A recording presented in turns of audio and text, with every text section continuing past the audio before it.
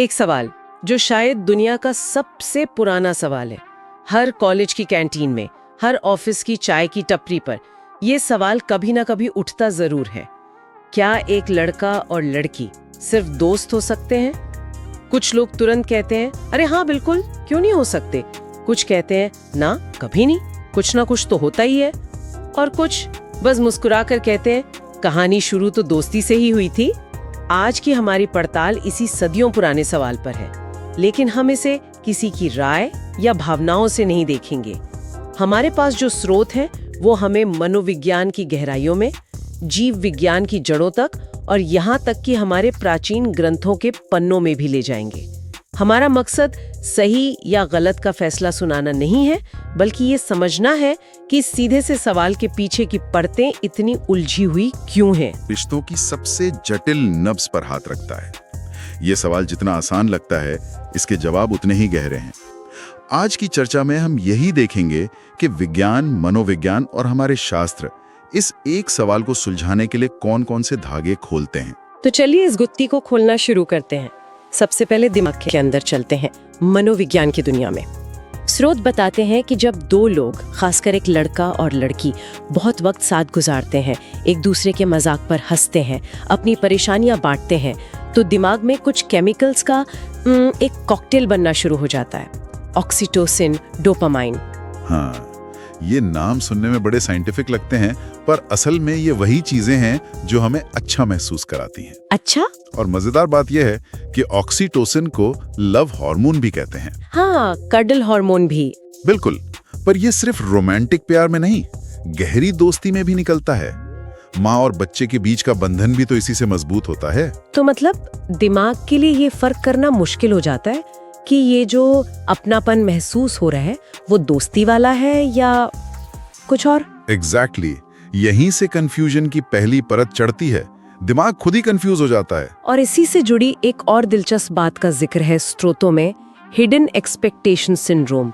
ये सुनने में तो बहुत भारी भरकम लगता है, पर क्या ये वही मन में लड्डू फूटा वाली सिचुएशन है जहाँ एक दोस्त मन ही मन आगे की कहानी लिख चुका होता है पर दूसरे को बताता नहीं? हाँ, बिल्कुल, आपने एकदम सही पकड़ा। और यही दोस्ती का सबसे बड़ा ट्रैप है। अच्छा। क्योंकि दूसरा इंसान तो अपनी दोस्ती की दुनिया में खुश है, उसे पता ही नहीं कि सामने वाला अपने मन में सपनों का महल बना चुका है। जैसे मान लीजिए दो लोग रोज घंटों बात करते हैं। एक के लिए ये दोस्ती है, दूसरे के लिए ये हमारा स्पेशल टाइम है। एक सोच रहा है वाह क्या दोस्त है, दूसरा सोच रहा है शायद ये भी मेरे बारे में वैसा ही सोचती है या सोचता है।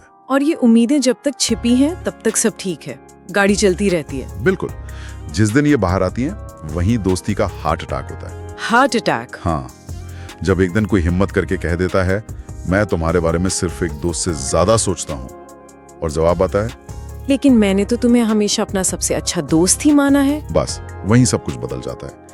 मनोविज्ञान कहता है कि ये अनकही उम्मीदें दोस्ती की नींव में दीमक की तरह होती हैं। वाह! जो बाहर से नहीं दिखती पर अंदर से रिश्ते को खोखला कर रही होती हैं, क्योंकि दोनों लोग एक ही रिश्ते को दो बिल्कुल अलग अलग नजरों से देख रहे होते हैं। ये तो सिर्फ दिल का मामला नहीं रहा, ये तो पूरा का पूरा दिमागी खेल है। पर क्या ये सिर्फ हमारे सोचने के तरीके पर निर्भर करता है, या हमारी बनावट, हमारी बायोलॉजी में भी कुछ ऐसा है जो इस दोस्ती की गाड़ी को बार बार पटरी से उतारने की कोशिश करता है? बहुत अच्छा सवाल है, क्योंकि मनोविज्ञान के बाद अधीघा पड़ाव जीव विज्ञान ही है। आपके दिए गए रिसर्च पेपर्स में विकासवादी मनोविज्ञान का जिक्र है। वो कहता है कि हजारों सालों से पुरुष का दिमाग प्रोक्रिएशन अपॉर्चुनिटीज, मतलब वंश बढ़ाने के अवसरों को लेकर सबकॉन्शियसली वायर्ड है। ये एक बहुत गहरी, बहुत पुरानी प्रोग्रामिंग है। और महिलाओं का दिमाग? वहीं महिला का दिमाग हजारों सालों से एक ऐसे साथी को खोजने के लिए वायर्ड है जो सुरक्षा दे सके, इमोशनल स्टेबिलिटी दे सके, और संसाधन। बिल्कुल। अब सोचिए जब ये दो अलग अलग सॉफ्टवेयर एक दोस्ती के रिश्ते में मिलते हैं तो कभी कभी सिग्नल क्रॉस हो जाते हैं। मतलब पुरुष की तरफ से मिलने वाली केयर और अटेंशन को महिला भावनात्मक सुरक्षा समझ सकती है, और महिला की तरफ से मिलने वाले इमोशनल सपोर्ट को पुरुष एक रोमांटिक सिग्नल की तरह देख सकता है। अरे वाह! मतलब नीयत दोनों की साफ है, पर बायोलॉजिकल वायरिंग अलग अलग है। बिल्कुल। इसी बात को समझाने के लिए स्रोतों में एक मजेदार गणित का फॉर्मूला भी दिया है। हाँ, मैंने भी पढ़ा वो, कि दोस्ती इक्वल्स 2, भावनाएं जुड़ी इक्वल्स गुणा 2, और फिर जलन आ गई इक्वल्स +5। हाँ, और कुल हो गया 20। कहने को तो ये मजाक है, पर ये दिखाता है कि कैसे दोस्ती का सीधा साधा समीकरण कितना जटिल हो जाता है। और ये जलन एक ऐसा मसाला है जो दोस्ती की इस खिचड़ी को बिरयानी बनाने की कोशिश में अक्सर जला ही देता है। इसके अलावा टेस्टोस्टेरोन और एस्ट्रोजन जैसे हार्मोन्स भी हैं। ये हमारे शरीर में बहने वाले वो केमिकल मैसेंजर हैं जो लगातार बैकग्राउंड म्यूजिक की तरह बजते रहते हैं। ये सिर्फ शारीरिक आकर्षण को ही नहीं, हमारे मूड, हमारी सोच, हमारे व्यवहार सबको प्रभावित करते हैं। विज्ञान का निष्कर्ष, जैसा कि एक लेख में साफ साफ लिखा है, opposite gender interaction is never completely neutral. यानी दो विपरीत लिंग के लोगों के बीच की बातचीत कभी भी पूरी तरह से तटस्थ नहीं होती। हाँ, सतह के नीचे हमेशा एक अवचेतन परत काम कर रही होती है। ठीक है, तो हमारा दिमाग हमें कंफ्यूज कर सकता है, हमारी बायोलॉजी हमें अलग अलग दिशाओं में धकेल सकती है। ये तो हुई मॉडर्न साइंस की बात, पर इंसान तो हजारों सालों से इन रिश्तों से जूझ रहा है। क्या हमारे प्राचीन ग्रंथों में, हमारे वेद पुराणों में इस उलझन को लेकर कोई संकेत मिलता है? मिलता है, और बहुत गहरा संकेत मिलता है। आपके दिए गए स्रोतों में ऋग्वेद और गृह सूत्रों का हवाला है। वहां रिश्तों में मर्यादा और स्पष्टता पर बहुत जोर दिया गया है। मर्यादा? हाँ, उनका कहना था कि कोई भी संबंध अस्पष्ट या ग्रे एरिया में नहीं होना चाहिए। हर रिश्ते का एक उद्देश्य और एक सीमा तय होनी चाहिए। और अगर ये सीमा ना हो तो ग्रंथ कहते हैं कि वो रिश्ता माया का रूप ले लेता है। माया? हाँ, और यहाँ माया का मतलब सिर्फ भ्रम नहीं है, बल्कि एक ऐसा भावनात्मक जाल है जिसमें इंसान उलझ जाता है और सही गलत का फर्क नहीं कर पाता। ये तो बिल्कुल उसी हिडन एक्सपेक्टेशन सिंड्रोम जैसा लग रहा है जिसकी बात हम कर रहे थे। बिल्कुल, बस यहाँ उसे एक आध्यात्मिक नाम दे दिया गया है। ग्रंथों का इशारा साफ है, जब तक रिश्ते में एक तय मर्यादा ना हो, वो अपनी दिशा खो सकता है और भ्रम पैदा कर सकता है। एक मिनट, आप ये कह रहे हैं कि नारद मुनि का जो किरदार हम टीवी में देखते थे, जो नारायण नारायण करके इधर की बात उधर करते थे, वो असल में इसी दोस्ती वाले कंफ्यूजन के लिए एक तरह की वार्निंग थे। ये तो मैंने कभी सोचा ही नहीं। हाँ, उनका किरदार इससे कहीं ज्यादा गहरा है। पौराणिक कथाओं में नारद मुनि अक्सर एक कैटलिस्ट की तरह आते थे, जो छुपी हुई भावनाओं को सतह पर ले आते थे। वो ये दिखाने आते थे कि जहां भाव है वहां भ्रम है। मतलब जहां भावनाएं अनियंत्रित और अस्पष्ट हैं, वहां कंफ्यूजन होना तय है। अच्छा, आप कई पौराणिक कथाओं में एक पैटर्न देखेंगे। पहले संवाद होता है, फिर धीरे धीरे लगाव बढ़ता है, वो लगाव मोह में बदलता है, और फिर मोह से संघर्ष पैदा होता है। सही कहा। ये चक्र हमें सिखाता है कि भावनात्मक जुड़ाव स्वाभाविक है, लेकिन अगर उसमें संयम और स्पष्टता ना हो तो वो अंत में दुख का कारण बन सकता है। बाप रे, मतलब दिमाग, हार्मोन्स और हजारों साल पुराने ग्रंथ सब एक ही दिशा में इशारा कर रहे हैं। पर एक मिनट, मान लेते हैं कि कोई लड़का और लड़की इन सब चुनौतियों से पार पा लेते हैं। उनका रिश्ता बिल्कुल साफ है, कोई हिडन एजेंडा नहीं, कोई रोमांटिक फीलिंग नहीं। पर क्या वो चैन से जी सकते हैं? बाहर की दुनिया, हमारा समाज, उसका भी तो एक बहुत बड़ा रोल होता है ना। और शायद यही सबसे बड़ी और सबसे मुश्किल चुनौती है। चलिए एक स्थिति की कल्पना करते हैं। एक लड़का और लड़की बेस्ट फ्रेंड्स हैं, भाई बहन जैसा रिश्ता मानते हैं। अब लड़की की शादी हो जाती है। वो अपने दोस्त से पहले की तरह ही बात करती है, लेकिन एक दिन उसका पति पूछ लेता है, ये कौन है जिससे तुम रोज रात को 1 घंटे बात करती हो? बिल्कुल। या लड़के की गर्लफ्रेंड बन जाती है और वो कहती है, मुझे अच्छा नहीं लगता कि तुम अपनी हर प्रॉब्लम सबसे पहले जाकर उसे बताते हो। हाँ, ये तो बहुत होता है। यहाँ दोस्ती पर शक वो दोस्त नहीं कर रहे, बल्कि उनके पार्टनर्स कर रहे हैं। एग्जैक्टली। यहाँ मुद्दा दोस्ती का नहीं, बल्कि सामाजिक ताने बाने और असुरक्षा का है।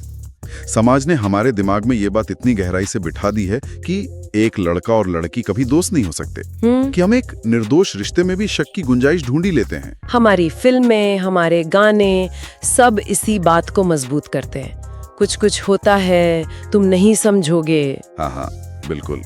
इस एक लाइन ने पूरी पीढ़ी की सोच को प्रभावित किया है। तो वो दोस्त बेचारे अपनी दोस्ती को लेकर कितने भी साफ क्यों ना हो, समाज, परिवार और पार्टनर का दबाव उस पर एक बाहरी परत चढ़ा ही देता है। तो फिर हम जहाँ से शुरू हुए थे वापस वहीं आ गए। एक तरफ हमारा दिमाग और हमारी बायोलॉजी है, दूसरी तरफ हजारों साल का ज्ञान और समाज का दबाव।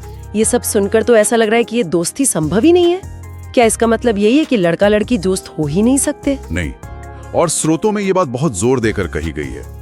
विज्ञान और शास्त्र ये नहीं कहते कि दोस्ती असंभव है, वे कहते हैं कि यह कठिन है। कठिन है? हाँ, ये दोनों बातें बहुत अलग हैं।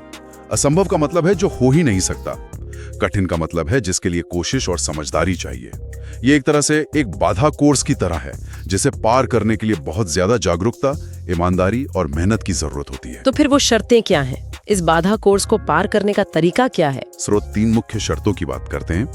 पहली और सबसे जरूरी, स्पष्ट सीमाएं, क्लियर बाउंड्रीज। दोनों को ये पता होना चाहिए कि इस रिश्ते की रेखा कहाँ शुरू होती है और कहाँ खत्म होती है। मजाक की सीमा, फिजिकल स्पेस की सीमा, एक दूसरे की पर्सनल लाइफ में दखल देने की सीमा क्या है? बिल्कुल। और ये सीमाएं बोलकर तय करनी पड़ती हैं, मान कर नहीं चल सकते। ठीक है, सीमाएं तय हो गई। और दूसरी शर्त? दूसरी शर्त है कोई छिपी हुई उम्मीदें नहीं, नो हिडन एक्सपेक्टेशंस। ये उसी हिडन एक्सपेक्टेशन सिंड्रोम का इलाज है। इसका मतलब है कि रिश्ते में पूरी तरह से पारदर्शिता हो। अगर किसी भी एक के मन में जरा सी भी रोमांटिक भावना आती है तो उसे दोस्ती को बचाने के लिए या तो उस भावना को खत्म करना होगा या फिर ईमानदारी से दूसरे को बताकर एक कदम पीछे हटना होगा। इसे छुपाना दोस्ती के साथ धोखा है। बिल्कुल। और तीसरी और सबसे जरूरी शर्त है मानसिक परिपक्वता, इमोशनल मैच्योरिटी। परिपक्वता का मतलब है अपनी भावनाओं को समझना और उन्हें कंट्रोल करना। इसका मतलब है दूसरे की सीमाओं का सम्मान करना, चाहे वो आपको पसंद आए या नहीं। और सामाजिक दबावों को समझदारी से संभालना। हाँ, ना कि उनकी वजह से अपनी दोस्ती को दांव पर लगा देना। जब ये 3 शर्तें पूरी होती हैं तो दोस्ती इन सभी चुनौतियों से न सिर्फ बच सकती है बल्कि और मजबूत होकर निकलती है। स्रोतों में इस पूरी बात को समझाने के लिए गांव के भाषा का एक बहुत ही खूबसूरत उदाहरण दिया गया है। वो कहते हैं कि लड़का लड़की की दोस्ती कच्चे आम जैसी होती है। अगर संभाल ली तो अचार बनेगा जो सालों साल चलेगा और हर खाने का स्वाद बढ़ाएगा। सुनम। और अगर नहीं संभाला तो वो सड़ जाएगा और बस खट्टापन फैलाएगा। वाओ। इसलिए समस्या दोस्ती में नहीं है, समस्या अस्पष्ट भावनाओं, अनकही उम्मीदों और सीमाओं की कमी में है। अचार बनाने की प्रक्रिया की तरह इस दोस्ती को भी सही सामग्री, सही अनुपात, धैर्य और बहुत सारी समझदारी की जरूरत होती है। वाकई एक सीधे से सवाल के पीछे मनोविज्ञान से लेकर पुराणों तक कितने गहरे और अलग-अलग दृष्टिकोण छिपे हैं। ये हमें सिर्फ लड़का लड़की की दोस्ती के बारे में नहीं, बल्कि हमारे सभी मानवीय रिश्तों में अनकही बातों और सीमाओं के महत्व के बारे में सोचने पर मजबूर करता है। बिल्कुल। और शायद ये पड़ताल एक अहम सवाल हमारे सोचने के लिए छोड़ जाती है। सवाल ये नहीं है कि ऐसी दोस्ती हो सकती है या नहीं। शायद असली सवाल ये है कि हम अपने सबसे कीमती प्लेटोनिक रिश्तों को इन अंदरूनी और बाहरी चुनौतियों से बचाने के लिए उनमें कितनी आत्मजागरूकता, कितनी ईमानदारी और कितना साफ साफ संवाद करने को तैयार हैं।